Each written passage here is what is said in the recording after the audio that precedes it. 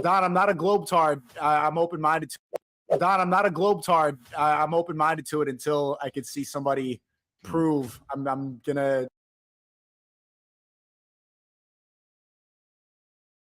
assume the Earth is flat because it looks flat. Yeah. No.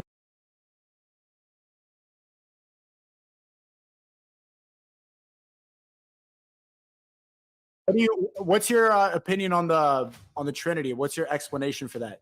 And do you think, two questions, like one, how do you describe the Trinity? And two, do you think that Jesus is God? Yeah, no, I don't believe in the Trinity. And so here's the thing. God is a person, right? We have a creator, an almighty, the Father. He created all things. His name is Yahweh, right? In Islam, you refer to him as Allah, but Allah, I believe, is just Arabic for God.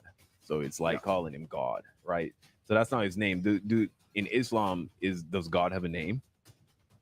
No, just Allah. Okay. God. All right. So in the Bible, right, in the book of Exodus, which is a part of the Torah, which I believe Muslims and Islam recognize as, a accurately preserved portion of the scriptures. I think Muslims particularly have a problem with the New Testament, but they don't I haven't heard them criticize the Old Testament that much.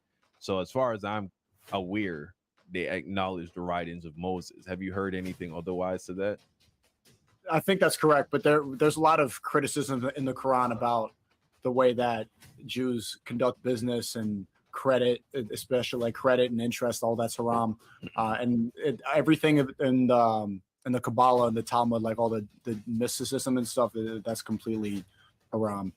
But yeah, it's interesting. I don't. What have you heard about the Jews and how they conduct interest? Like they charge interest.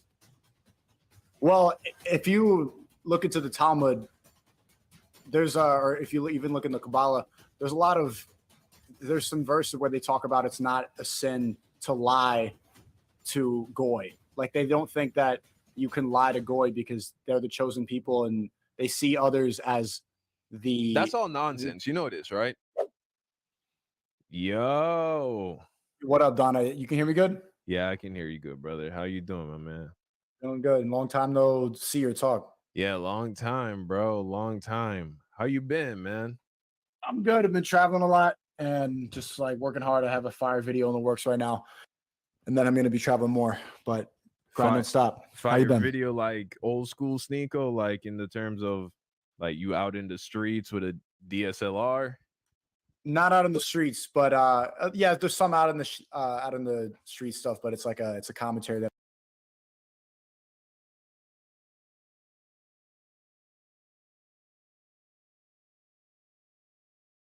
I just wrote.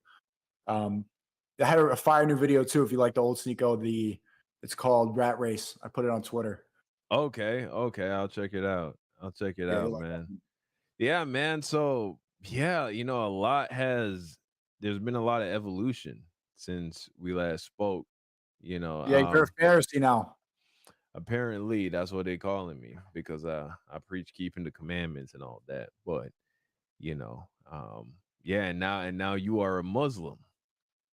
I am, yeah. Okay, all right. So talk to me. I've seen you had a number of conversations with Muslims about your conversion. Have you had any? Oh, didn't you? Well, I suppose you had a conversation with Gideon, no? Yeah, with Gideon and a lot of other Christians like Nick Fuentes. And there's been I've been seeing a lot of debates, and there's been a lot of all the religious people are reacting to this stuff. So I'm in tune. I've been having a lot of conversation with people. Okay. All right. Yeah. So I mean, I'm not here to debate you or anything like that. So, I mean, just tell me. I think that I have a different perspective than most Christians. So, what was the thing because I remember at one point we had spoke, you were considering getting into Catholicism. Yeah, I mean, I grew up Catholic. I was baptized. I almost got confirmed, went there a long time in Catholic church, catechism, all that stuff. But I think I had a similar conclusion to you. And I'm not sure, I don't want to put words in your mouth, but things like the Trinity never really made sense to me.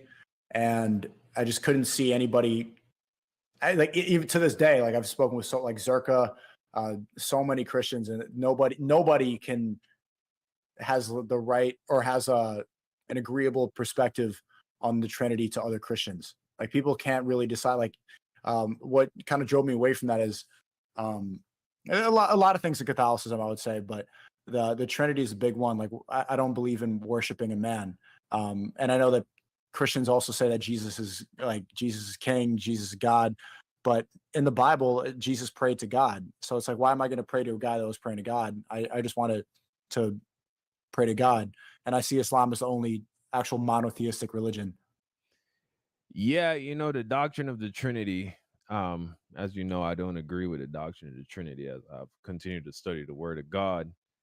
And it's really a deep conversation in regards to, you know, following who Jesus is from the moment he was brought forth from the Father, right? Jesus didn't start off as a human being, like we would really have to have like I think a longer depth conversation just in private for me to break down the the word is ontology, which is like, what is Jesus? What is he made of prior to his incarnation as a man? Who is he now? What is his role? What's his relationship with the creator, the father, and all that? But that's some we can talk about off stream because it goes deep.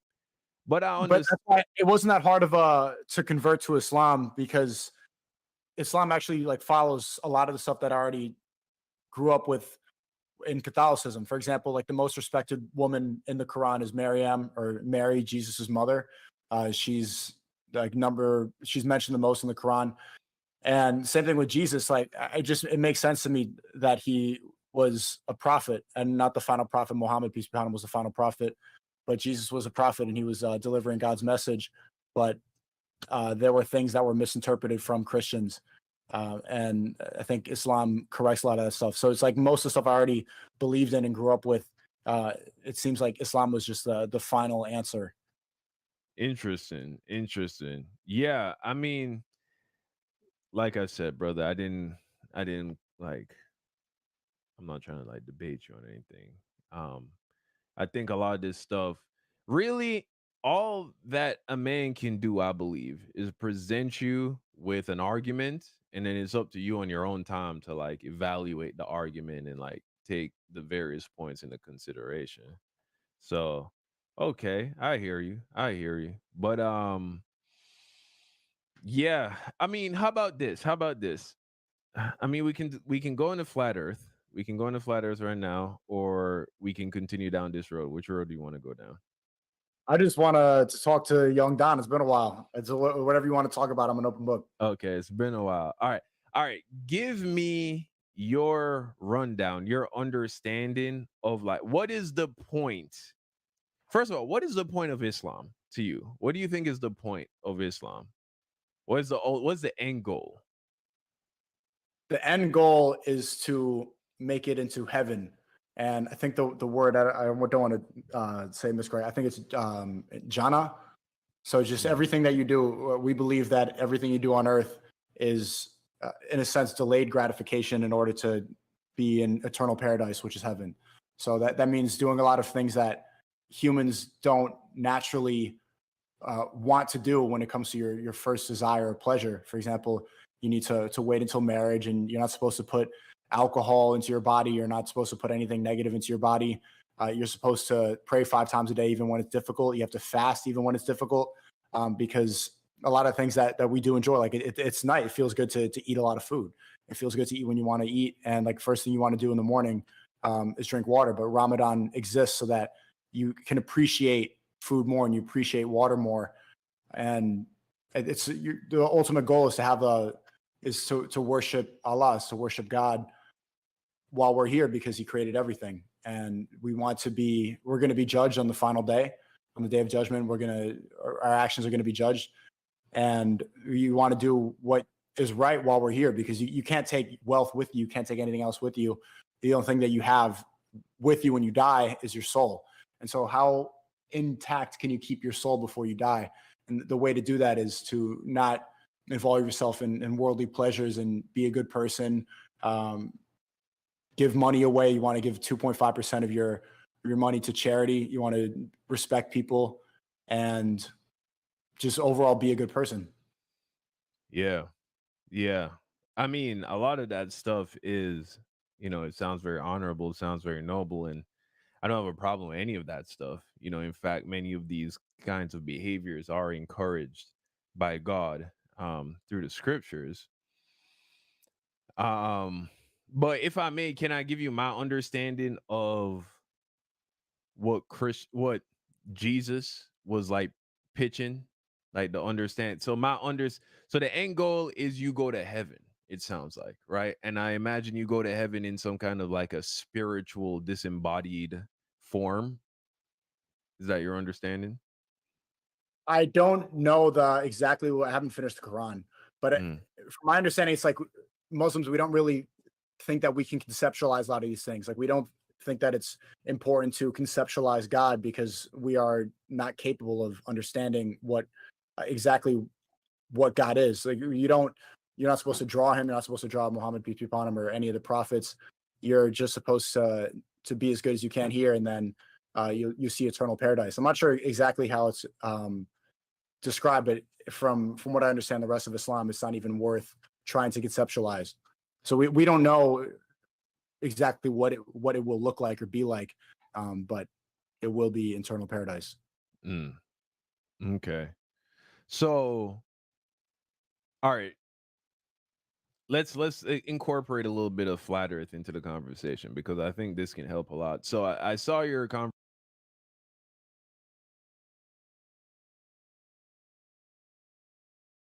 conversation with Jake. Sheikh Yeah. Usman. Yeah. He doesn't believe in flat Earth. No. Clearly, he believes the Quran doesn't preach flat Earth, but you believe in flat Earth.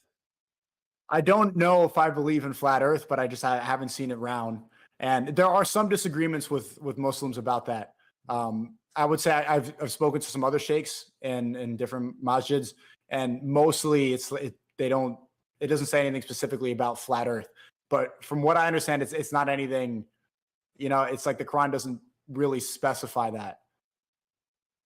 So there's some passages that say like the Yeah, earth is spread thin like a rug or like a carpet, yeah, but you can't take a lot of this stuff from the Quran literally in English because it's written in Arabic. So they encourage me to not take everything literally and learn from a scholar. They don't want you to read the Quran and then misinterpret a lot of time. For example, like there's some passages where it says um, where some people can misinterpret and think that God has two right hands, but we can't conceptualize God. So a lot of it is metaphorical in the Quran. A lot of it you're not supposed to be able to translate literally. A lot of it is metaphorical, like a song.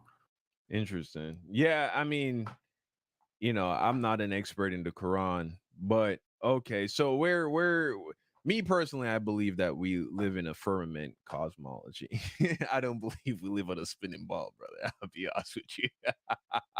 I don't believe we live on a spinning ball, man. I believe there's a firmament above. Now, of course, this is primarily due to, this is just what the scriptures preach, right? The Bible in the book of Joshua teaches us that there was a day where God had the sun stand still for 24 hours, right? This is clearly not a metaphor. It's clearly not an analogy. It's clearly like attempting to be like a historical event being documented. There was a point in time where the sun stood still in the sky for 24 hours.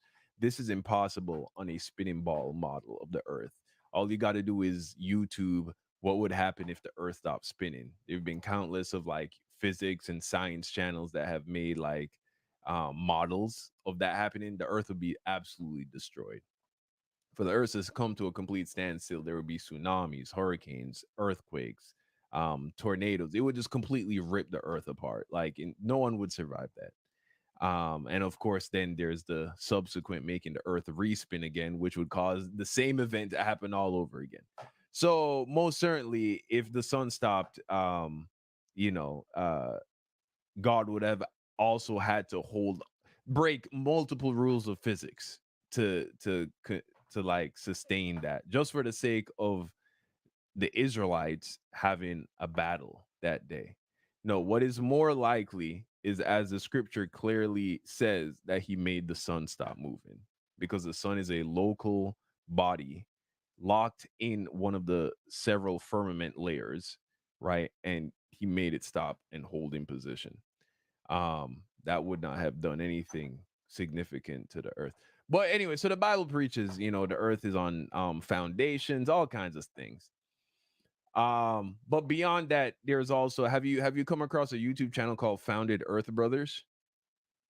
No, I haven't been that deep in flat Earth. Bro, you gotta look into it, bro. You gotta look into it. There's a reason why. Here's the thing: if your mind is open enough to it, I mean, I've heard you speak on various things that most people are just going to be, they're just not. They're all the things, bro. You know all the things that the the booster shots, what's going on with children, with people in positions of power and all that. You're aware of these things, so you have a mind that is open enough to receiving this information, even though it goes against the mainstream narrative. I want you to go check out Founded Earth Brothers, the YouTube channel, and just look at their most viewed video. It's a several hour long NASA compilation fail. Okay. Yeah. Yeah, there's a lot of guys that I like. Owen Benjamin talks a lot about flat Earth. Zerka talks a lot about it. I do have a question. I saw this video on Instagram. This girl's like, maybe we should live here. It's like this video of Iceland, and it's like the sun doesn't set there in the summer. It's sunny. It's like completely bright out at midnight, 1 a.m., 2 a.m. It's bright 24 hours. I'm wondering what's the explanation for that? If the Earth is flat, then how come there's certain places that's further from the equator where the sun doesn't set like it does in the middle of Earth? Well, I mean, if you go to a YouTube channel like Eric Dubay, that's ERIC space DUBAY, Eric Dubay. He has videos that covers topics like that. Essentially, the simplified answer is that if you were to imagine the Earth being some kind of a spherical, not spherical, like a circular plane, like a plate, the sun does not follow the same path year round. Like the diameter or the radius of the circle that the sun makes over the plane of the Earth, it gets smaller and it expands as the year goes on. This is how we get the various seasons. So I'm sure that has something to do with Iceland being close to the center of the plane of the Earth, and then this is probably during the time of the year where the sun's circular path is the smallest, and so it never leaves the vicinity of Iceland for any specific for any significant period of time. But I'm sure that's not a year-round thing. You know what I'm saying? No, it's not a year-round thing. Exactly. Yeah, I'm open-minded to it. I mean, I've never seen the Earth curve. It looks pretty flat to me. So let me ask you something. Have you ever seen the flat part of a ball? No. Exactly. Right. Every single point on a sphere is curving away from the previous point. So the fact that you can observe tens of miles of horizon, flat horizon, that tells you that alone tells you. Do you know what NASA means? I don't want to get this wrong, but do you know what NASA means in Hebrew? Yeah, Nasha, right? It means deception. Deception. And in there's another language, I think it might be Hindi. NASA means some other evil dark thing. I can't remember right now. But yeah, bro, it's all lies, bro. Go and look at the NASA compilation by Founded Earth Brothers. That will tell you everything you need to know. It's maybe Elon Musk was trying to tell us space. Elon is a part of it, bro. Space isn't real. No, brother, he's a part of it. He's telling people he's putting things on Mars, bro. He's a part of the lie. Oh, Mars isn't real. No, not the planet. It's a star. It's a wandering star in the firmament. But yeah, okay. This idea here's the thing. What a missed opportunity, huh? Put a GoPro on the spaceship and point it back to Earth. Since he sent it, forget the moon. He sent this thing all the way to Mars. Just put a little camera on the back, turn it to Earth so we can see it go from where it launched from all the way to the upper atmospheres of the globe, all the way out past, the Earth's orbit, so we could just see the Earth, a time lapse of the Earth getting smaller and smaller and smaller till we see our little circle ball. What a missed opportunity! Would have cost him like $100. Wow, crazy how you can do that. Don, I'm not a globetard. I'm open minded to it until I could see somebody prove. I'm gonna assume the Earth is flat because it looks flat. Yeah, yeah. But what's your opinion on the Trinity? What's your explanation for that? And do you think two questions? Like one, how do you describe the Trinity? And two, do you think that Jesus is God? Yeah, no, I don't believe in the Trinity, and so here's the thing: God is a person, right? We have a creator, an almighty, the Father. He created all things. His name is Yahweh, right? In Islam, you refer to him as Allah, but Allah, I believe, is just Arabic for God. So it's like calling him God, right? So that's not his name. Do in Islam, does God have a name?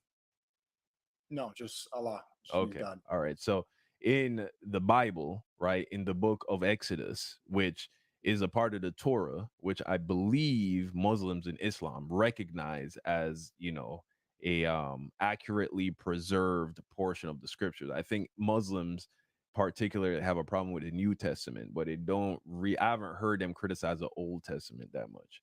So as far as I'm aware, they acknowledge the writings of Moses. Have you heard anything otherwise to that?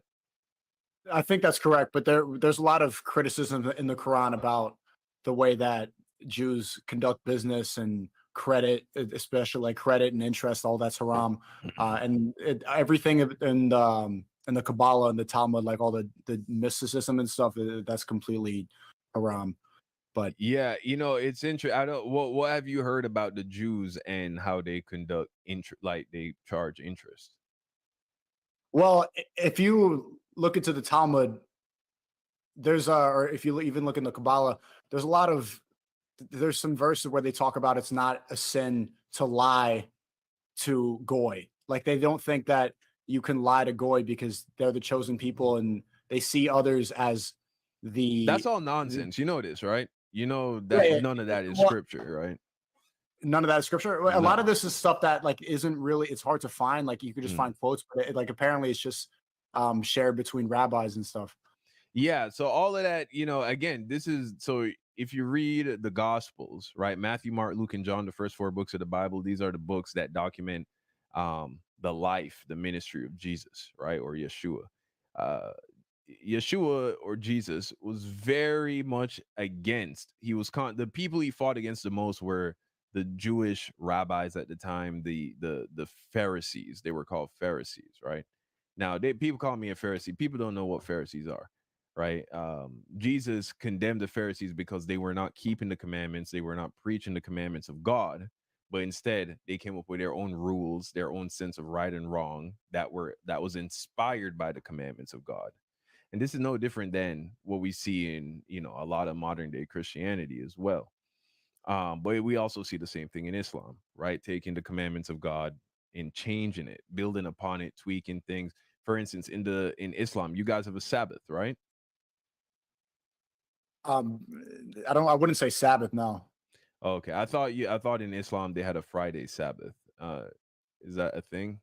no, no. I mean, on Friday, men are required to go to the masjid and pray Juma, but there's no Sabbath that Okay. I'm new, so I don't. I'm about to Google it right now, but I don't think so.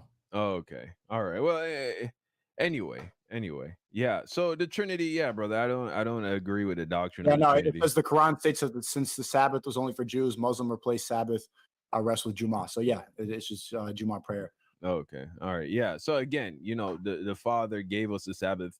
There's a reason we have a 7-day week, right? This is something you don't find anywhere else but in the Bible, right? In the Torah, the establishment of a 7-day week.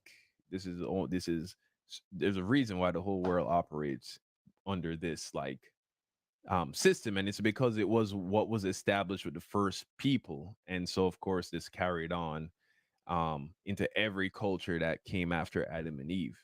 And the seventh day is a Sabbath day, and it's a day of rest. But so yeah, with the Trinity, I don't subscribe to the doctrine of the Trinity, brother. It is It is not a doctrine that one need the Bible require. The Bible doesn't teach a Trinity. There is not a single verse or a single section in the Bible that attempts to teach the concept of the Trinity. The Trinity is a doctrine that is derived from various verses in the Bible, and people philosophizing, right? They say, oh well, if I understand this verse like this, and I understand this verse like this, and I understand this verse like this, and I combine them together, what you get is the concept of the Trinity. But you can't find a single verse where Jesus or any of the apostles or the apostle Paul attempts to teach the concept of Yahweh being a being consistent of three different persons. And so, yeah, you don't So you need. believe in one God? Yeah, I believe in one. You I believe believe in the Father, Yahweh. He's the creator. Now, one God, one yeah, creator. Do you believe Jesus was God? no, right? So here's the thing: the word God, as established in the religion of Christianity, right, or in the religion of following Yahweh. This at one point was, the religion of the Israelites, which now gets conflated with modern day Judaism, but they are not the same at all. And then now the modern religion of the Christianity, which in my opinion has deviated incredibly from the true path, the true way that was taught by Jesus and the prophets that came before him, right?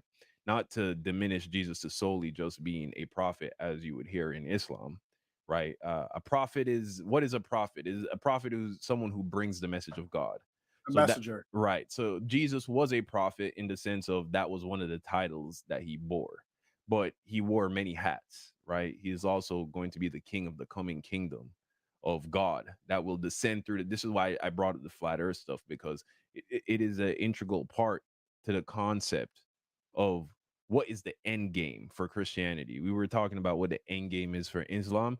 The end game for Christianity is that God will descend with his son and a city. Imagine a city the size of multiple states, right? More wondrous than any city you've ever been to, right? Descending out of the sky. This is what the Bible tells us we will see, right? How is that possible in a globe earth model in a vacuum of space? It's not possible. It's stupid, right? But What type of Christian do you consider yourself now? I don't even wear that title anymore. Be You're Christian. not a Christian. They've kicked me out of the club. They don't call me a Christian no more because the Trinity is a part of their religious doctrine, and I don't care. I was never in it for the group. I was just trying to find the truth, and the truth is in the Bible. It's in Yeshua, and it's in His Father. But I don't care about the title. I don't care about the group. So Hmm. yeah, I just It believe sounds it. like you're very close to Islam. I don't think so at all. Here's why. Because in Islam, you believe you're going to heaven. I do not believe you go to heaven. You will never see heaven, right? The kingdom, a city being built by God himself will descend through the firmament that is above us and land on earth. Where And on earth? where on earth? I believe it said it's somewhere between the Euphrates River and so somewhere in that Middle Eastern area. I can't remember exactly where, but it's somewhere in proximity to the Euphrates River. It's described as landing. I can look that up for you at another time, but yeah. So we have an actual location, we have an actual size, right? It tells us exactly how large it will be. It's about half the size, a little less than half the size of America is the square footage, right, of this city. And so anyway, this city, this kingdom of heaven will descend down and Yeshua, Jesus, the son of God. Now, okay, so here's what I want you to imagine. Right? There are different species of beings, right? That make up reality. Okay. We have God, right? Who is a one of one, Yahweh the Father. Then he created angels. That's another type of being. He also created humans. That's another type of being. He created the animals, the brute beasts of the earth. This is a different kind of being and all that. Well, he begat a son, Yeshua, the only other being, the only other person who is like the Father, identical to the Father in his, I suppose you can say his makeup, right? He's identical to the Father in that sense. Like he's literally the Son of God, but he himself is not God. He is a child of God. He's the offspring of God, right? And he's a prince, essentially, right? The Father, God, he is a king. You still there, or did you freeze on me? Oh, wait, did you freeze on me? I don't know what just happened.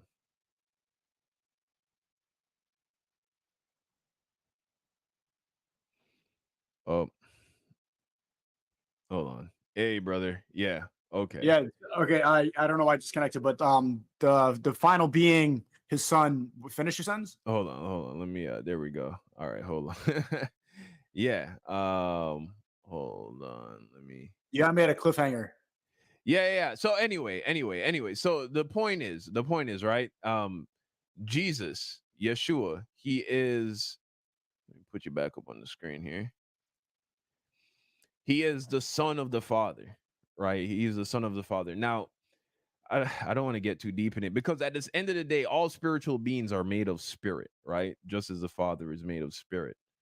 Um, it there are a lot of layers to this, but the point is the Father has a son, just like how you can have a child, SNEAKO. The Father has a son, right? Yeshua.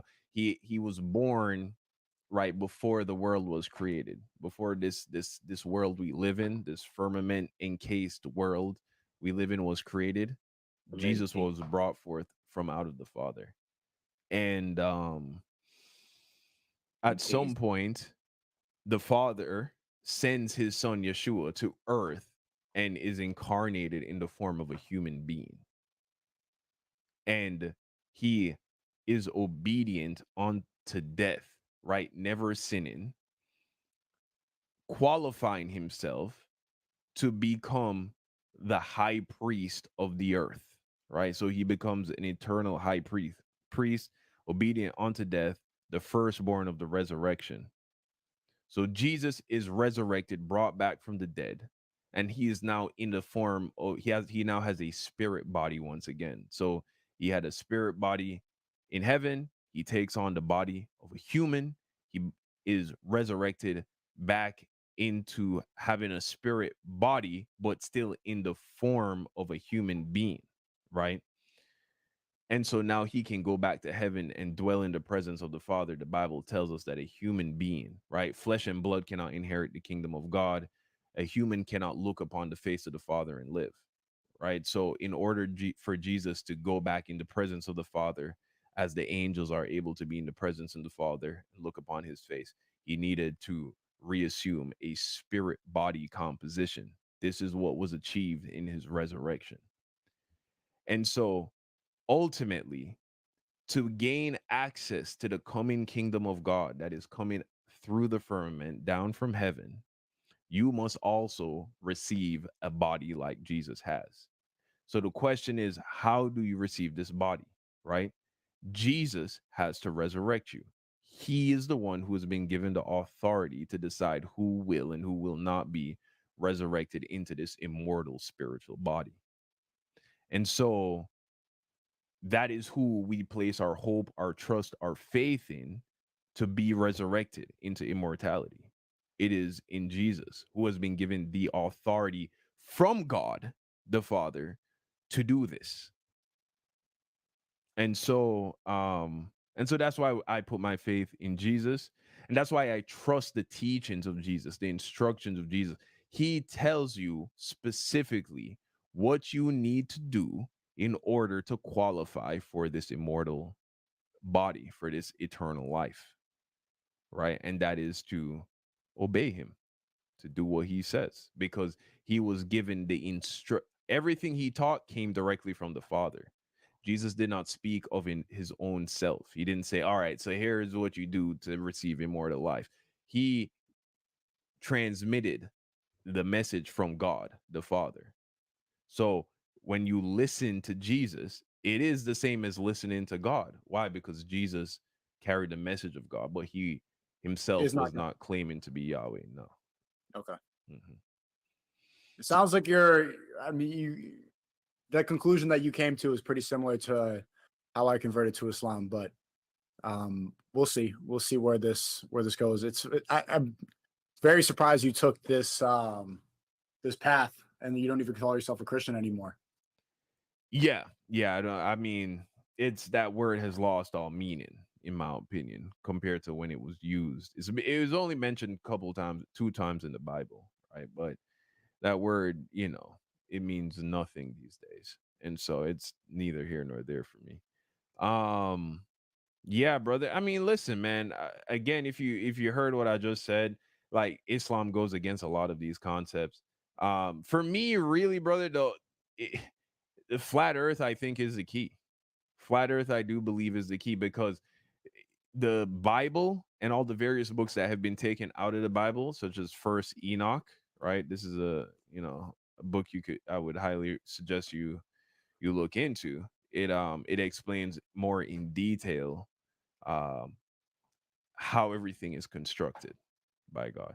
And so anyway, once you come to the realization you don't live on a spinning ball in an infinite vacuum barreling through the nothingness of space, and that you live in a created enclosed system that is being watched over by the Father, now you got to ask yourself which scripture most accurately communicates that. And I mean, it's the Bible. It's the Bible. I mean, as you've heard it yourself, even modern Muslims, they completely disavow, you know, that the Quran even attempts to talk about the earth not being a spinning ball. I don't know if they completely disavow that. It's just that they don't think that, or we don't think that the Quran specifies exactly whether or not the Earth is flat or round. It just doesn't really get into the details about that. One thing I do got to give Christians credit for is I think that the next psyop of aliens coming to invade is a way for them to introduce demons under the guise of aliens. That makes sense to me. That this is how they're going to introduce a lot of evil and make people like, whoa, it's going to be on the news. We're going to think it's cool. And we're not going to see it for what it really is. Yeah, yeah, brother. I mean, the alien thing is all a lie, clearly. Obviously, there is no space. There is no outer space. That's not a real thing. So it's yeah. Whether or not they're going to be introducing, I mean, there are plenty of videos I got you to watch, bro. I need for you to watch. There are plenty of Send me all videos. the links, man. I'll make sure to I Yeah, need stuff to react to on stream once I get back to it. yeah. But all right, let's talk about that. Let's change conversation a little bit. So, how's Rumble been treating you? Rumble's good, man. You know, I've been streaming on Rumble longer than YouTube. I think when you came to my apartment in Brooklyn, I was like maybe 3 months into streaming on YouTube. I only streamed for like 5 or 6 before I got banned. I've been on Rumble for 8 months now. I think over 8 months. Isn't it crazy to think that I've been a Rumble streamer longer than a YouTube streamer? That's good.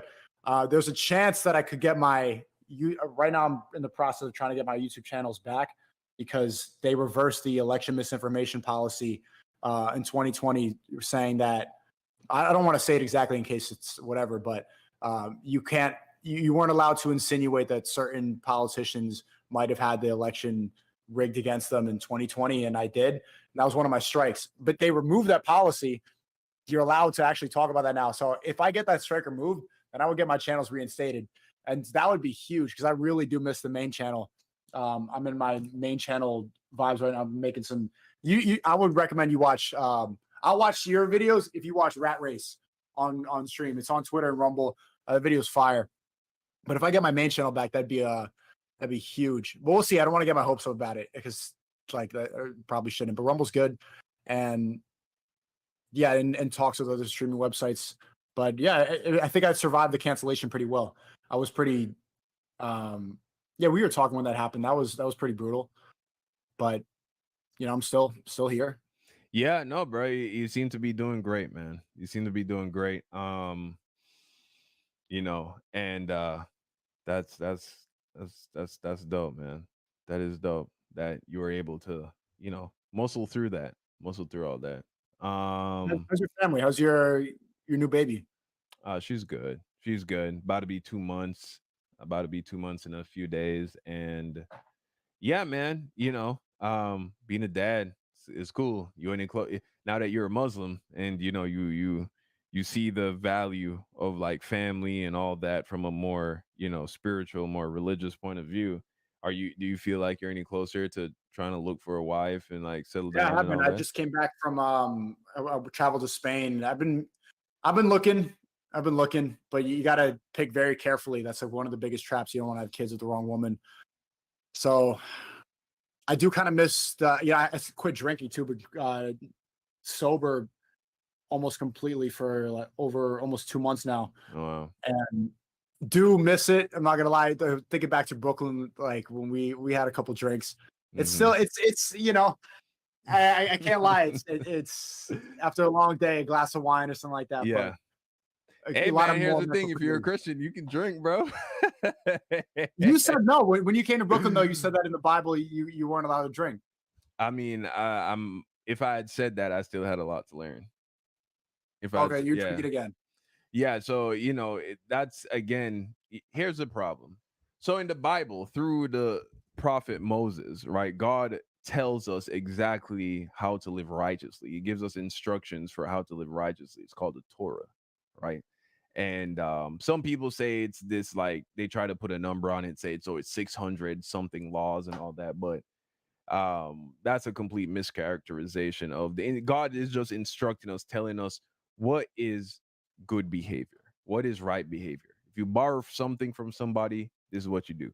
If you lend someone money to somebody, do not charge interest. Like, to make them seem as if there are 600 things you have to do on a to-do list every day is just completely false. It's just he breaks down to you, what does it look like to live righteously, right? And modern Christianity has done away with it, right? They have fought for this idea that God's laws have been dissolved by Jesus and replaced with this concept of just love people, right? Love people, and thus you fulfill all the law. And in doing that, because I believe that humans are designed with, you know, the same moral compass that God has, right? We realize, nah, there's got to be something more. There's got to be more to this living righteously, living right in the sight of God.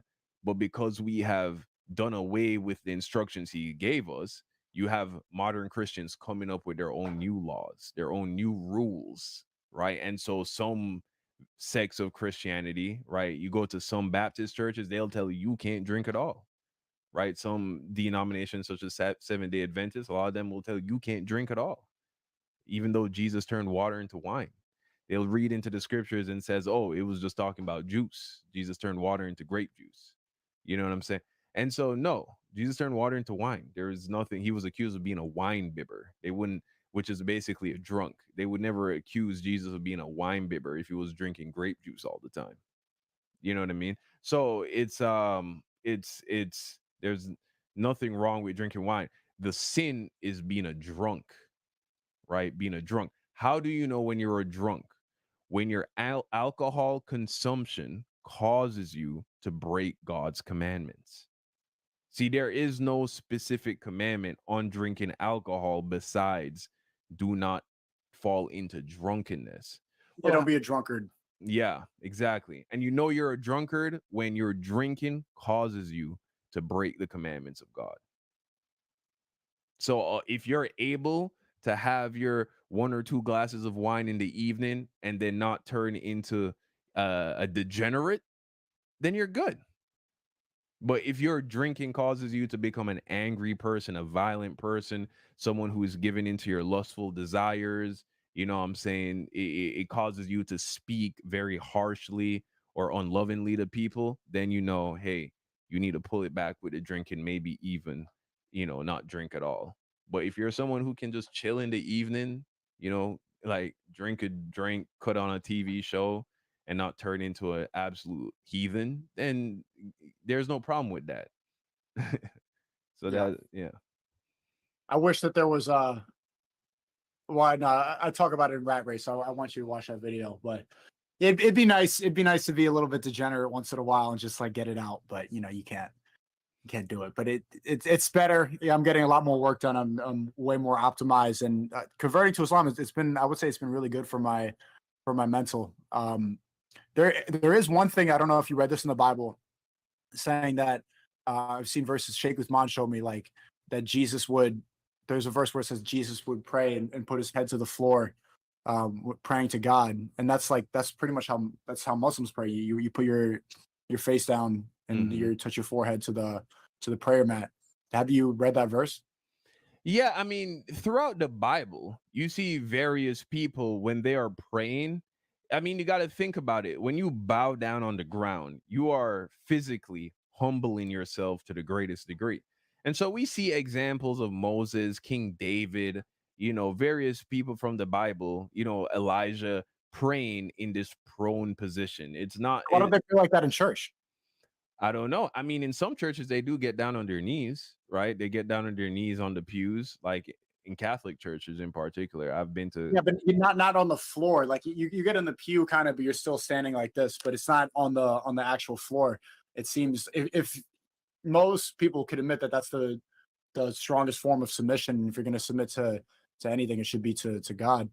I'm confused about that. It didn't make sense to me. Like why Chris, you just stand, sit, kind of kneel on the thing, but I seems mean, like I pray, do you think I do everything, bro. I'll pray, I'll just be walking somewhere and do a little quick prayer in my head, or I could be in my closet, in my walk-in closet, door closed. I'll be on the floor, forehead to the ground, praying to God. It's like that's the thing. It's not a commandment in terms of the position you take when you're praying. But when you realize that you are praying to your creator who is sitting above you in his throne in heaven, getting down on your hands and knees, it feels like a very, appropriate position to take when coming before the Almighty. And so, there's no that's how we command. pray? Yeah, I mean, yeah, but here's the thing. At the end of the day, what matters is, the genuineness of your prayer and, your relationship with God.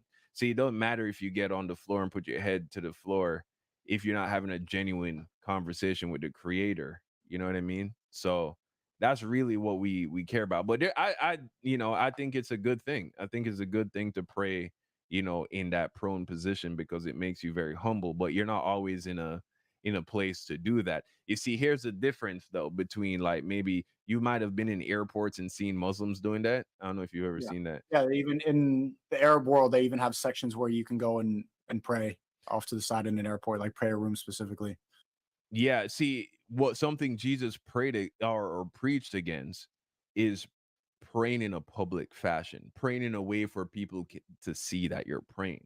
So here, there are a lot of Christians who will get down in their hands and knees and pray privately in their bedroom or in their closet. You know what I'm saying? But who you making a show for? If God is all knowing and can No, hear your Muslims don't. We don't make it a show. It's just that when you're out or you're working or you're in a place where you can't find a private place available, Mhm. then yeah, then you do it in public. Like you'll see people working at halal restaurants and they'll put the prayer mat next to their food cart, for example. But that's only because of out of proximity, and there's nothing else available. So that's a good exception to the rule. If you have no private place, then it's better to pray than not pray. But obviously, it's not like there's no part in the Quran where it says you're putting on a show. I hear you. I feel you. So, okay, in Islam, you have to pray in that position. You can't just be like sitting in your chair and you just in your head real quick do a prayer to God, like just speak in your, with your internal voice of God.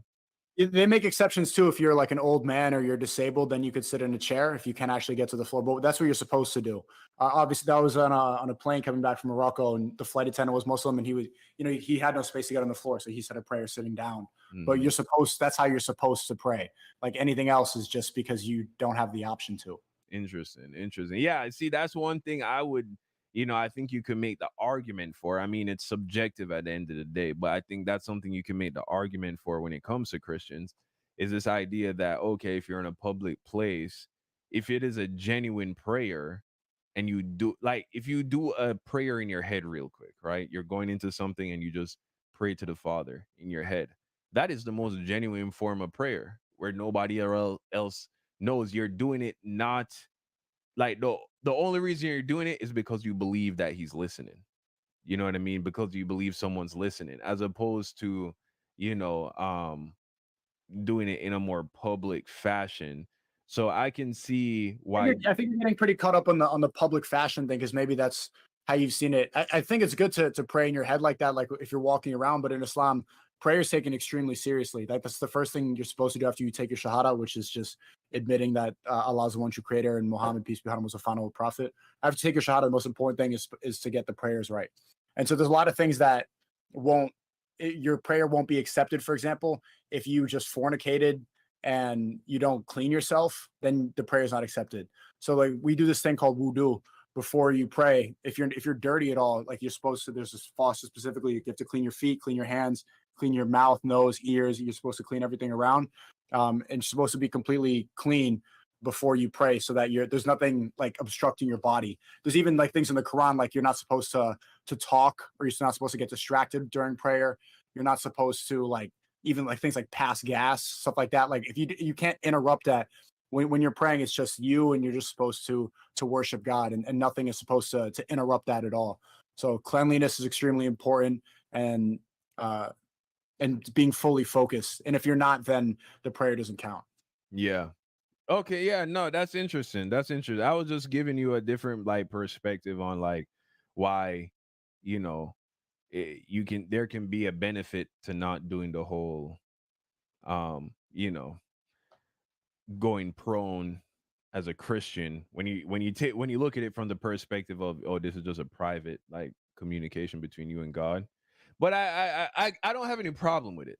You know what I'm saying? I'm not criticizing, and I'm not suggesting that when Muslims pray in public in prone that they're doing it for the sake of showing other people that they're so religious. You know what I'm saying? You know, I'm not accusing anyone of that in Yeah, I particular. don't think I personally, I don't think Muslims are doing it for that reason. I don't think that that's there's nothing that makes it seem like that. I don't think that if they were thinking that while they were praying, it wouldn't be accepted. Yeah, yeah, you know, so yeah, it's I'm just giving you, you know, my perspective on the whole prayer posture thing. But okay, okay. And all right, so gone to Spain, looking for a wife. Rumble's treating you good. Um, you know, okay. All right. Well, and you're telling me that I should react to a rat race. That's Yeah, right, your right on latest. Twitter. Okay. It's only on Yeah, Twitter. You say it's also on your Rumble page, right? on Rumble too. Yeah, but I'm posting like these the more edited ones on Twitter because Twitter have a pretty big presence on. It's a good platform right now. The video players are getting better. A couple other things I just came to mind, like prayer and in Islam. Um, what I really like at well because I'm new to it. Like when you pray in a masjid, you're supposed to like stand shoulder to shoulder with everybody, and I didn't really understand that at first. And it's not even like you're like squishing each other, but your shoulders supposed to be like touching a little bit next to the people there, and it's because you're creating a wall against shaitan. You're blocking the devil from being able to interrupt the prayer. So everyone stands there, and there's other things like just like about the hand positions. You're supposed to keep the hands here. I like it's I personally I felt like a stronger connection praying in Islam, like a type of connection that I didn't really feel in Christianity. Yeah, I mean, here's the thing. Here's my argument for Christian prayer as opposed to Islamic prayer. You know, Jesus spoke against vain repetitions. You know, he spoke against memorized. Even the Lord's prayer, I do not believe is a this like memorized prayer that we're just supposed to recite. I think God was, um, you know, was showing us through Jesus how to speak to Him. You know what I mean? Like the format. But I think what God wants is a genuine conversation, a genuine relationship, a genuine like it'd be like imagine if you know, every time you linked up with a homie, with a friend, or with a girl, and you just like said the same thing every time. Yeah, I had that apprehension at first too, but as you start getting, because you're supposed to always repeat certain phrases when you pray at the different times of day. But it's not like you're just saying that to Allah. You're reciting the prayer, but in that moment when you're reciting it, that's when you're having the conversation. It's not like you're saying the words. It's like it's not like when you say the our Father 10 times after the priest tells you to do that in confession. It's not like you're saying that directly. The thoughts that you're having and the connection that you're having, you are having a conversation with God that's separate from what you're just reciting. So even though you're saying things that you repeat every single time over and over again, I felt like when I'm in the masjid praying or when I'm praying at home, that in that moment of repetition, that's when I really see what's going on in my head and what I'm saying to God. And what I resonate with more in Islam is when I was praying in Christianity, like when I was a kid, I would ask for a lot. I would be like, I want this, I want that. Please give me this. Please do that. Um, and when I pray in Islam, and I don't know if this is correct, but it's more like I'm showing gratitude and more appreciative of what I have. And I don't feel the when I'm praying, I'm not asking. I'm not saying I want this. I'm grateful and I'm praying and I'm appreciative of the people around me and my loved ones and everything, and hoping that if I do the right things or when I do the right things, that everybody will be okay. So it's more just it's more gratitude in the prayer for me. Yeah, and look, I think that's a good thing. I think it's good that you're expressing more gratitude when you come to talk to the Father, to talk to the Creator, you know what I mean? It's good to be thankful. But at the same time, Jesus said that the greatest in the kingdom of heaven will be are the ones who are the most humble. And there is nothing, in my opinion, more humble than taking that position of I can't get this thing without God. There's this thing that I need. And so like I don't think I understand the sentiment, and I don't think it's just like unique to to Islam. I think there are Christians who feel the same way, who, as they mature in their spiritual walk, they go from just treating God like Santa Claus, I suppose you could say, and Yeah, more. maybe that's not in the Bible, but that's the essence that I got from like Christian culture. I would say like people asking God for this, like uh, thinking, yeah, treating it like Santa Claus. But in Islam, you always say something like Inshallah, which means like God will. So like, oh, Don, I'll see you next week, Inshallah. Like God willing, if God allows it, then it Yeah. will happen. But it's not in my hands because He is determined. He determines everything. So it's more accepting of that everything is the way it is and we don't have ultimate control. So if God allows it, then it will happen. That's what that means, inshallah. So it's more um I feel more acceptance with reality. Whereas when I was I'm not sure if this is correct, but I was praying in Christianity, I'm like, I really want this and I want my good grades and please for if I'm good and God, I really want this. And I But what's wrong have with that? What's wrong with asking God for things? because if God wanted to give it to you, he would. You know, like, I don't know if asking for it makes it any difference. I just can't conceptualize God being like, well, he prayed really hard. I'll give him a car. You know, it's just like these are a lot of stuff that you pray for and ask for. They're worldly things. And so, like praying for health, for example, um, like you could pray like I hope I really want I love my if you have a sick grandmother or something, really want her to be okay, and I pray for her. I hope she's okay. But the difference that I notice it'd be like, God, please heal her, please heal her. Whereas in Islam, it's more of an acceptance that it's not in your control. Well, the way how I look at it, and I can appreciate that. I was just looking up this Bible verse right here, right? And it says, James chapter 4, verse 2 to 3. You want what you don't have, so you scheme and you kill to get it. You are jealous of what others have, but you can't get it, so you fight and wage war to take it away from them. Yet you don't have what you want because you do not ask God for it. And even when you ask, you don't get it because your motives are all wrong. You only want that which will give you pleasure. And so that same sentiment you're expressing is in the Bible. And remember, the Bible was written, the entire Bible is completed hundreds of years. Oh, did I lose you again? I think I might have lost you. Hold on again. Hold on. You still there? Oh, here we go again. Hold on. Yeah, Back. we're back. Okay. Okay, I heard it. I clocked into the stream and I was able to hear what you're saying. Okay. Yeah, I was just hold on, let me here, you turning your camera back on? Yeah, I do got to get going after this. I'm in the middle of a hardcore edit, so I don't want to. For sure. Yeah, we'll just wrap up here. I was just trying to like, share with you that, the Bible was completed hundreds of years before the Quran was written. And Yeah. this same idea, the same sentiment was already found in the scriptures. So the idea that, you're not supposed to add one, no man knows the future. Two, ultimately you're not supposed to be asking God for things that are only for the sake of pleasure in your flesh.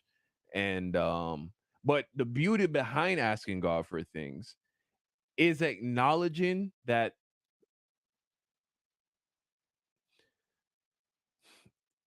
God doesn't cause bad things to happen, right? He like every time a baby gets cancer, God did not give that baby cancer. You know what I mean?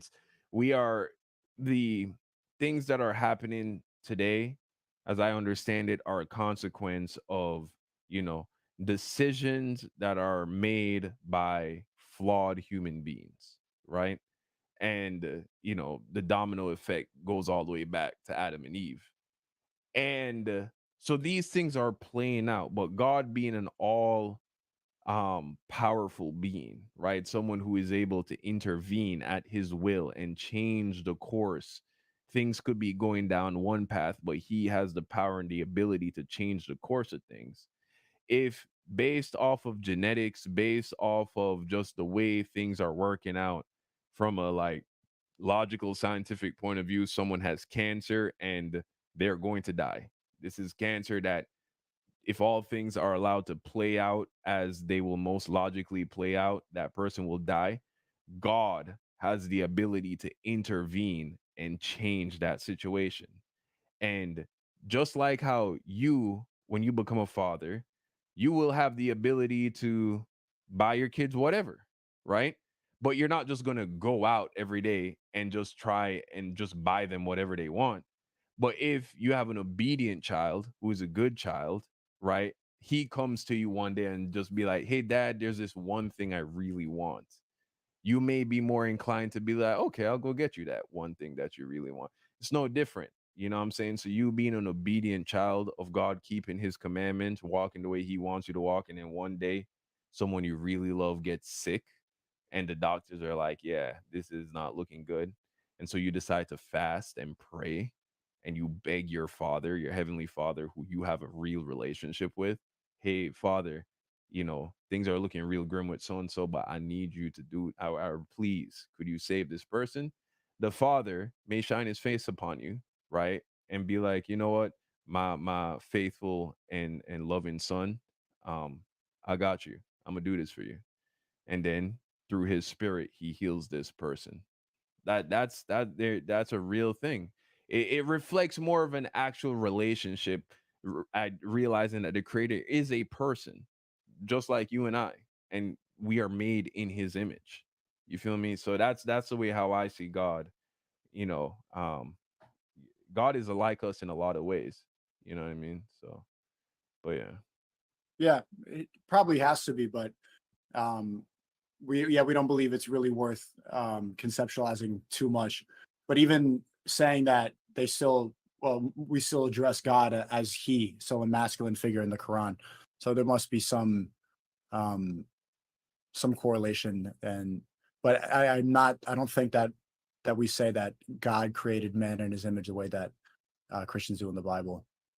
Yeah, but yeah, brother. All right. Well, yeah, man. Thanks for so short notice, giving us your time and, catching up. We should definitely talk more about these things and in the future. And, we'll watch that video. We'll probably react to it tomorrow because I'll probably go to bed after this. But All right. yeah, It's only brother. 5 minutes. It's It's only only 5 minutes. All right, I'll watch it right after we get off stream. It's fire, man. You're gonna like the camera work and everything, and like I edited it too.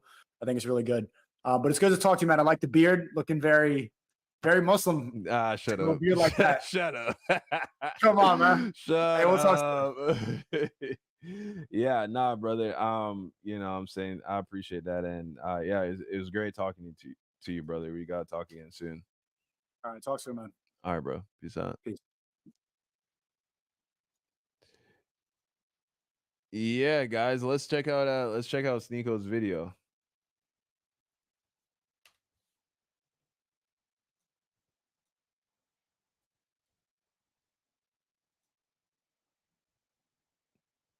Rat race. This one. Okay, here we go. Let's see what we got here. All right, guys, we're gonna be reacting to this video by SNEAKO, Rat Race. Let's check it out. This that old SNEAKO right here.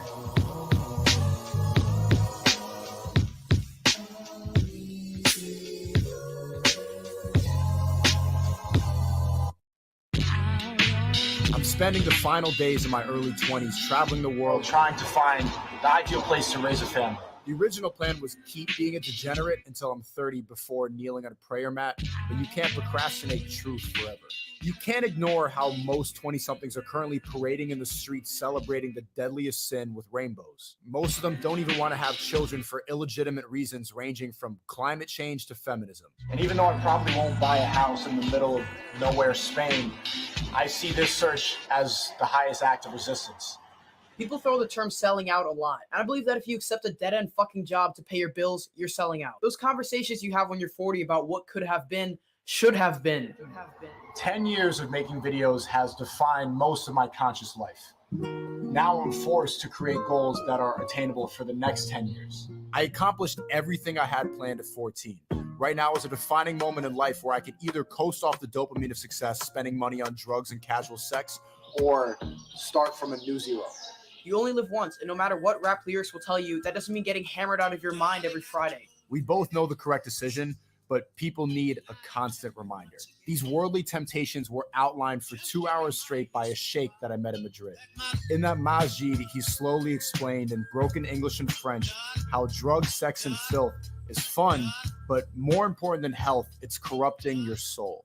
Of course I want to be a degenerate, enjoy the fruits of my labor. I fantasize all the time about a month directly after Ramadan called Haramadan, where you can just indulge in degeneracy for 30 days straight. That temptation is strong, but the happiness is fleeting.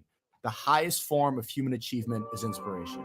Clearly defining your purpose and working towards accomplishing it is the only way that men can escape suicide. Seeing people on TV making something out of their lives while I'm filing reports for a corporation I despise would kill me.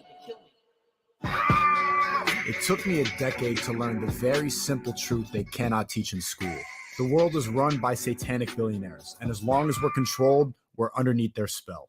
Almost all people fit into one of two groups. One side will mutilate their children to fit a gender ideology, and the other gets vasectomies to have meaningless sex forever. But both sides don't realize they're conforming to ideas they would have never had by following God. Everyone is coping and adjusting to the evil that rules over us. There's enough resources for everyone to be happy. There's enough love, enough empathy, but greed corrupts the human spirit. Without greed, we have everything we need. Greed has 0.1% of the population in a chokehold that 99.9% can't even comprehend. Today marks a decade since I started my YouTube channel called SNEAKO, and it's because of that greed that I don't have my channel to celebrate it. The greed that has the pharmaceutical companies keeping us sick. That greed that rigs elections so they maintain control. Those 10 years define an internal struggle that every person can relate to. Visually, it's defined by a rat in a maze. Like everyone, you start the maze looking for a way out, but whoever set it up put up traps with poisonous cheese. Even when the rat discovers the cheese is poisonous because there's carcasses laying all around, it still chooses to eat it from any reason ranging from finances to mental health. When I started the maze playing video games, I had learned freedom of expression. In that time of life where you're free from responsibility, but held back by fear of judgment. Just insecure enough to find your voice in secret. Then adolescence hit and set the existential dread that defines most people. What are you going to do for the rest of your life? How much of my true self can I compromise to pay the bills and simultaneously maintain sanity? This is where most people choose the comfort zone in life. When the rat decides to eat the cheese because it tastes good enough to ignore the poison. Then my early 20s was a spiritual battle that forced me to ask a question that we've all had to answer. How do I find happiness now that I'm aware of this maze? The rat's not supposed to know where it really is. The maze doesn't even have an exit. It was designed purely for someone's entertainment. Now, the rat can frantically run around forever or die slowly nibbling the cheese. The rat can go back to the entrance, but there's no way out. The only actual way to get out is mentally.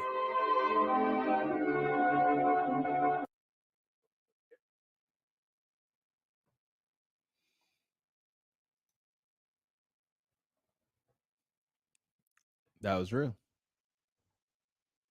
That was real. Yeah, man. You know, I